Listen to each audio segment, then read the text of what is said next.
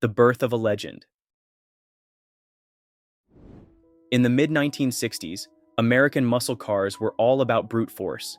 Big V8 engines, roaring exhausts, and straight-line speed. The Ford Mustang had just introduced the high-performance Shelby GT350, a car that was dominating road courses and thrilling enthusiasts. But in the shadows of Detroit's muscle car war, an unexpected underdog was preparing to challenge the Mustang's reign. This was not a Camaro, a Chevelle, or any of the usual suspects from Chevrolet. This was something entirely different, a lightweight, rear-engine car that looked nothing like its competition. It was the Chevrolet Corvair Yenko Stinger, a car built by one man with an ambitious dream, Don Yenko. But how could a compact, air-cooled car with a flat-six engine take on the mighty Shelby GT350? That's the untold story of the Yenko Stinger, a forgotten racing legend that nearly changed history. The visionary behind the Stinger. Don Yenko was not your typical car dealer. He wasn't just about selling cars. He was about making them faster, lighter, and more competitive. A former racer himself, Yenko had an eye for performance and knew that raw horsepower wasn't the only formula for winning races. He believed that a well-balanced, lightweight car could take on the big V8s of the era. When Chevrolet introduced the Corvair in 1960, it was unlike anything else in America. With a rear-mounted, air-cooled flat-six engine, it was inspired by the engineering of the Porsche 356 and Volkswagen Beetle. Its early reputation suffered due to handling issues highlighted in Ralph Nader's controversial book, Unsafe at Any Speed. But Yenko saw something else in the Corvair: potential. With the right modifications, it could become a road racing weapon, one that could rival the best of Ford and Shelby. Building the Yenko Stinger. Yenko knew that to take on the Shelby GT350, he needed to transform the Corvair into something truly special. The first step was shedding weight. The stock Corvair was already lighter than the Mustang, but Yenko took it further, stripping out unnecessary components and adding fiberglass panels. He then turned his attention to the engine. The stock Corvair engine, a 2.7-liter flat-six, made around 140 horsepower. Yenko modified it with high-performance camshafts, higher compression, larger carburetors, and a freer-flowing exhaust, pushing power up to 240 horsepower, an impressive number for an air-cooled six-cylinder at the time. The car was then fitted with heavy-duty suspension, better brakes, and a 4-speed manual transmission, making it a formidable competitor on twisty race circuits. To make sure people knew this was no ordinary Corvair, Yenko painted them all white with blue racing stripes and called them Stingers, taking on the Shelby GT350.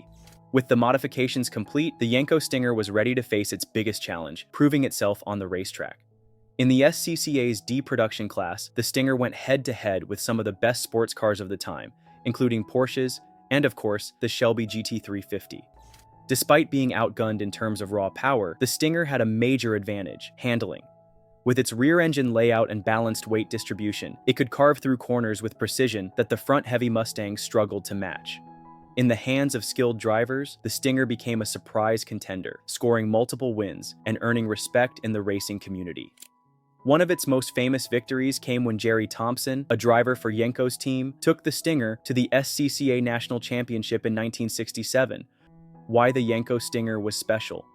The Yenko Stinger wasn't just about modifying an existing car, it was about refining the Corvair's unique engineering to maximize its strengths. The rear-mounted engine gave it better traction and a lower center of gravity compared to front-engine competitors.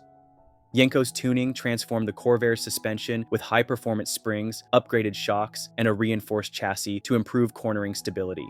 Another key component was weight distribution. Unlike the Shelby GT350, which had a heavy V8 up front, the Stinger had nearly perfect balance. This allowed drivers to push the car harder through turns without suffering from the understeer that plagued many muscle cars. The braking system also received major upgrades. Stock drum brakes were replaced with higher performance discs, giving the Stinger better stopping power under intense racing conditions. Combined with Yenko's aggressive gearing setup, the Stinger could hold its own on technical tracks where handling mattered more than raw speed. The legacy and the end of an era. Despite its success on the track, the Yenko Stinger was fighting an uphill battle. Chevrolet was already shifting focus to its new muscle car, the Camaro, and the Corvair itself was being phased out. The infamous safety controversy surrounding the Corvair didn't help its reputation, and by 1969, production ended. Yenko, never one to slow down, moved on to other high-performance projects, including his famous Yenko Camaros and Novas. But the Stinger remained a rare gem in the world of racing. Only around 100 Stingers were ever built, making them highly sought after by collectors today. What makes the Yenko Stinger's story so fascinating is how close it came to changing history. Had it received more factory support, could it have become Chevrolet's dominant road racer instead of the Camaro? Could it have rewritten the narrative of American performance cars? We'll never know for sure. But what we do know is that Don Yenko's vision for a lightweight, well-balanced race car was ahead of its time. The Yenko Stinger was proof that sometimes the best cars aren't the ones with the biggest engines, but the ones with the biggest hearts. And that, my friends, is the untold story of the Chevrolet Corvair Yenko Stinger, a forgotten warrior that took on the mighty Shelby GT350 and left a mark on racing history.